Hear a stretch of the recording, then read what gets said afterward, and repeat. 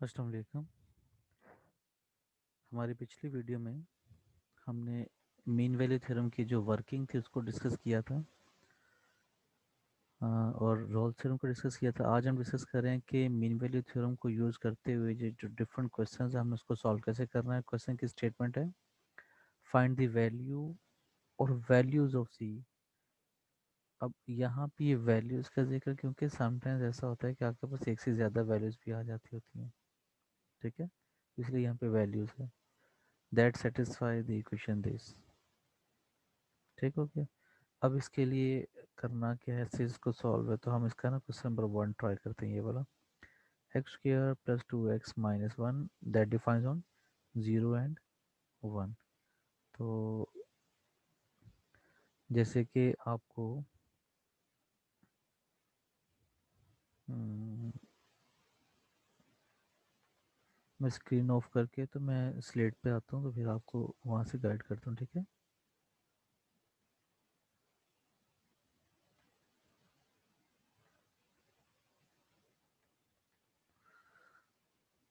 हाँ जी, यहाँ पे देखिए क्वेश्चन है हमारे पास एफ एक्स, सॉरी क्या हो रहा है,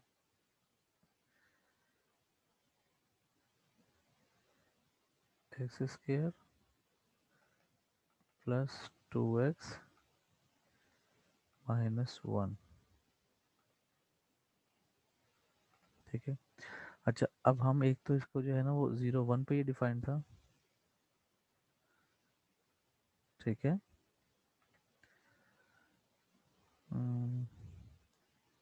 0 1, ठीक है, क्लोज इंटरवल 0 1। अब इसकी जो कंडीशन है, पहली कंडीशन थी कंटिन्यूटी वाली, तो ये आपके पास पॉलिनॉमियल है। पॉलिनॉमियल जो है वो इस इंटरवल पे जो है ये कॉन्टिन्यूस ही है और ये डिफरेंशिएबल भी है। ये नॉर्मली कंटिन्यूस ही होती हैं और डिफरेंशिएबल ही होती हैं। तो हम डायरेक्टली ना उसके फॉर्मूला पे चले जाते हैं। उसका जो फॉर्मूला था, जो भी क्वेश्चन में भी लिखा होता, F dash of C equals to F of B minus F of A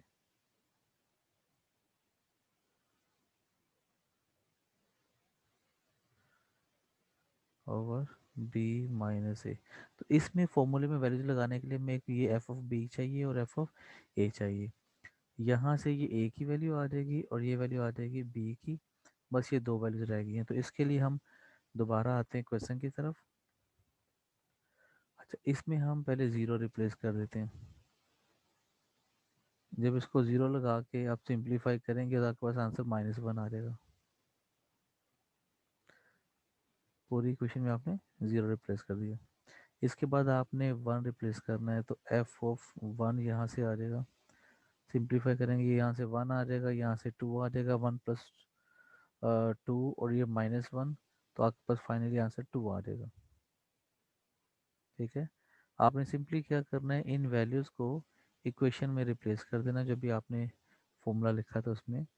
F dash of C equals to, या एफ ऑफ बी था उसकी जगह 2 आ जाएगा, माइनस -1 डिवाइडिंग बाय 1 - 0। तो फाइनली ये सिंप्लीफाई होकर आपके पास आ जाएगा 3 एफ डैश ऑफ सी। ठीक हो गया। अब आपके पास ये जो फंक्शन गिवन है, यहाँ से आपने डेरिवेटिव लेना है। डेरिवेटिव लेंगे, मैं थोड़ी सी जगह पे करके बताता हूँ। एफ डैश तो आ जाएगा 2x प्लस 2।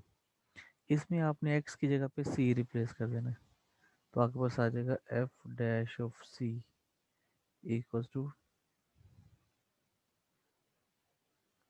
2c plus 2। ठीक है जी। अब आप क्या करेंगे, ये वाली वैल्यू यहाँ पे रिप्लेस कर देंगे इस जगह पे, तो आपके पास आ जाएगा 2c+2 = 3, और वहाँ से सिंप्लीफाई करके आपने c फाइंड कर लेना। यही आपका क्वेश्चन था, find the value of c। ठीक हो गया। तो यहाँ से आगे मैं इसको रिमूव कर रहा हूँ, फिर मैं आगे आपको बताता हूँ कि आपने इस वाली इक्वेशन में वैल्यू रिप्लेस करनी है एफ डैश ऑफ सी में। 2c+2 एफ डैश ऑफ सी इधर 3 था, तो ये आ जाएगा 2c+2 = 3। तो यहाँ से सिंप्लीफाई करके आसानी से c की वैल्यू निकाल सकते हैं। ये 2 तो जाकर माइनस हो जाएगा और c की वैल्यू फाइनली आपके पास 1/2 आ जाएगी। ठीक है, तो इस तरीके से बहुत आसानी से आप ये क्वेश्चन सॉल्व आउट कर सकते हैं। ठीक हो गया, हम वापस आते हैं अपनी स्क्रीन पे।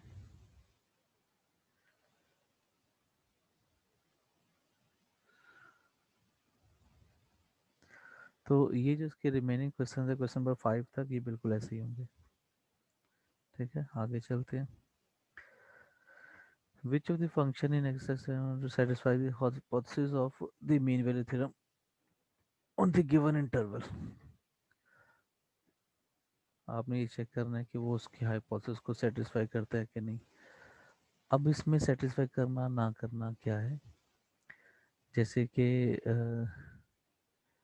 यहाँ पे समटाइम्स कंटिन्यूटी एग्जिस्ट कर रही है या नहीं कर रही, डेरिवेटिव एग्जिस्ट कर रहा है, लेकिन इसकी दो ही कंडीशन है ना हाइपोथेसिस की। अगर वो दो कंडीशन सेटिस्फाई होती हैं तो फिर आगे सी आता है। ठीक है, तो आपने सिंपली ये देखना है कि ये जो फंक्शन है ये इस इंटरवल पर कंटिन्यूस है या नहीं और डिफरेंशिएबल है कि नहीं, ये दो चीज़ें आपने चेक करनी होती हैं। ठीक हो गया, तो जैसे कि कंटिन्यूटी है तो उसको तो आप ग्राफ बना के इसीलिए देख सकते हैं। ठीक है, और दूसरा जो है डिफरेंशिएबिलिटी को भी आप ग्राफ से ही देख सकते हैं। अदरवाइज अगर ये डिवाइजर में चले जाए, दरमियान में कहीं ज़ीरो हो, तो हम कहते हैं कि उस पॉइंट पे अनडिफाइन हो रहा है। अगर किसी पॉइंट पे वो अनडिफाइन हो रहा हो ना, तो हम कह देते हैं कि उस पर हाइपोथेसिस सेटिस्फाई नहीं हो रहा। ठीक हो गया, अब जैसे ये हमारे पास जो इसका 7 क्वेश्चन है ये वाला, अगर मैं इसका डेरिवेटिव लूँ एफ डैश ऑफ एक्स, तो ये आ जाएगा 2/3 x⁻2/3 - 1। तो सिंप्लीफाई होकर 2/3 × 1/x⁻1/3 ये आ जाएगा।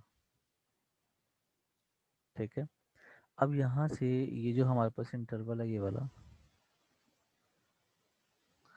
इस इंटरवल में ना ज़ीरो भी आ रहा है, ये यहाँ पे -1 है, ये यहाँ पे करके कहीं ज़ीरो आ रहा है, और ये इधर जाके 8 आ रहा है। इस ज़ीरो पे क्या होगा, जब मैं यहाँ पे ज़ीरो रिप्लेस करूँगा तो ये पूरी की पूरी वैल्यू अनडिफाइन हो जाएगी। अगर ये पूरी वैल्यू अनडिफाइन हो रही है, इसका मतलब है कि ये ज़ीरो के ऊपर डिफरेंशिएबल नहीं है। ठीक हो गया, तो जो हमारी मीन वैल्यू थ्योरम की स्टेटमेंट थी वो पूरी नहीं हो रही। उस स्टेटमेंट में क्या था कि जो ओपन इंटरवल है, ये जो -1 से 8 है, हम इसका ओपन इंटरवल कंसिडर करें अगर, तो इस इंटरवल पे इसको डिफरेंशिएबल होना चाहिए। तो क्योंकि यहाँ पे जब ज़ीरो रिप्लेस करेंगे इस वाली साइड इक्वेशन में, वो अनडिफाइंड और तो डिफरेंशिएबल नहीं है, लिहाजा ये जो वैल्यूज़ आपको गिवन है क्वेश्चन नंबर 7 में, ये वाली वैल्यूज़, ये मीन वैल्यू थ्योरम का जो हाइपोथेसिस है उसको सेटिस्फाई नहीं करती। हाइपोथेसिस में क्या था, वो कंटिन्यूस होना चाहिए और डिफरेंशिएबल होना चाहिए। तो कंटिन्यूटी का कोई इशू नहीं है, लेकिन ये डिफरेंशिएबल नहीं है। ठीक हो गया, अच्छा जी। इसी तरीके से ये वाला जो क्वेश्चन है, इसमें देखें आप जब इसकी लिमिट फाइंड करेंगे ना, at X approaches to zero, तो ये 1 आ जाएगा। और ये जो वैल्यू ऑफ द फंक्शन है वो 0 है। तो लिमिट ऑफ द फंक्शन और value of the function same होना चाहिए ना कंटिन्यूटी के लिए। तो एक वैल्यू 0 आ रही है, एक वैल्यू 1 आ रही है, दोनों सेम नहीं है, तो ये फंक्शन आपके पास कंटिन्यूस नहीं होगा। और क्योंकि ये कंटिन्यूस नहीं है, तो हम कह देंगे कि ये उसके हाइपोथेसिस को सेटिस्फाई नहीं करता। सिमिलरली ये वाले क्वेश्चंस आप खुद ट्राई कर लीजिएगा, हम आगे चलते हैं।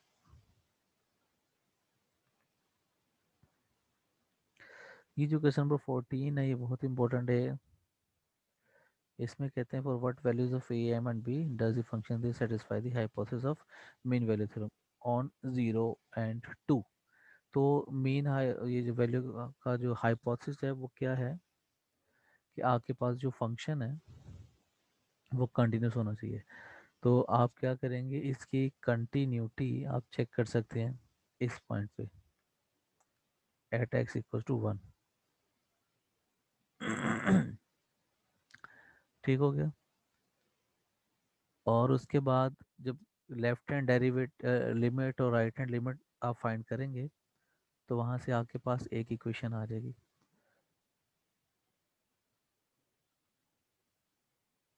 इसी तरीके से आपने left hand derivative right hand derivative देखना है तो वहाँ से दूसरी इक्वेशन आ जाएगी।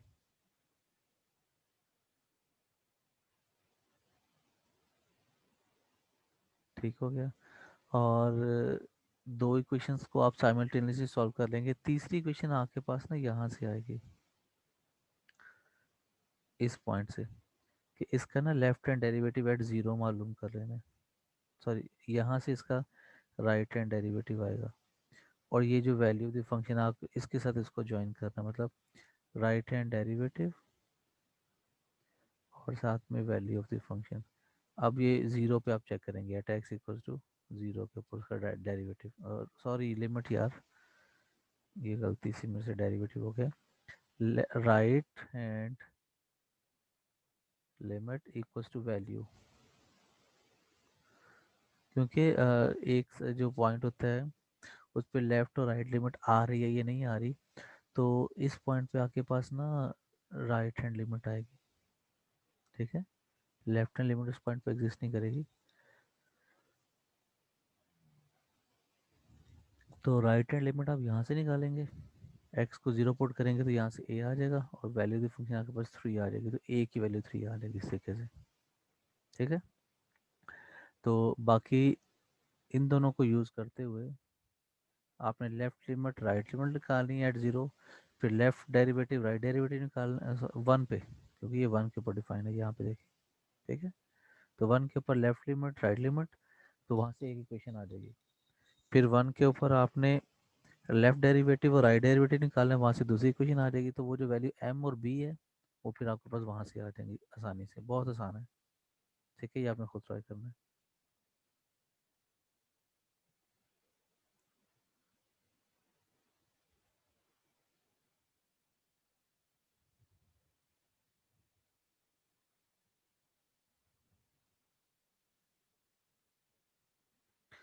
अच्छा, ये जो क्वेश्चंस हैं, ये एग्जांपल हमने किया था पीछे कि उसका वन ज़ीरो का मतलब उसकी वन रूट है, तो ये उससे रिलेटेड था। ये एक दो क्वेश्चन आप ट्राई कर लेना अपने अकॉर्डिंग जो आपको आसान लगे, बाकी चाहे आप छोड़ देना।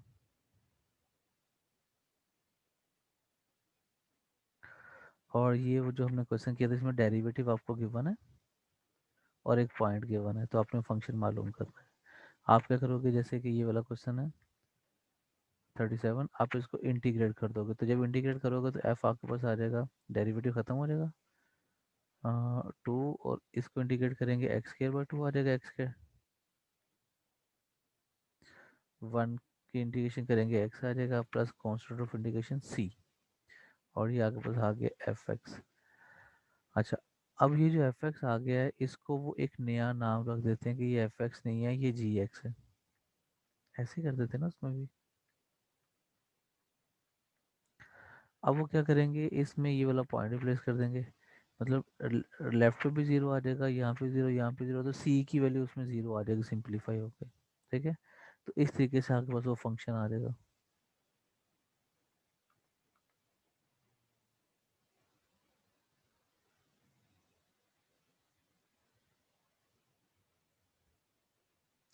बस एक एक्सरसाइज में से इतना सा कर लें, दैट इज सफिशिएंट, ये आपके लिए इतना काफ़ी होगा।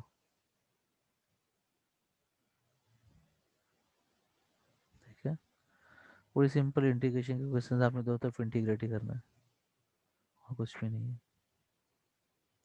जैसे कि ये है, तो y इक्वल्स आपके पास आ जाएगा X square by two plus C, बस। इसका लेफ्ट साइड पे डेरिवेटिव करेंगे, उसका डेरिवेटिव खत्म हो जाएगा, एक्स का डेरिवेटिव आ जाएगा एक्स के by two constant of integration C. अब आप सी को चेंज करते जाएंगे, आपके पास नए नए फंक्शन आ जाएंगे, इसीलिए वो कहते हैं फाइंड ऑल पॉसिबल फंक्शंस। ठीक है, ये बहुत आसान सा टॉपिक था आपका।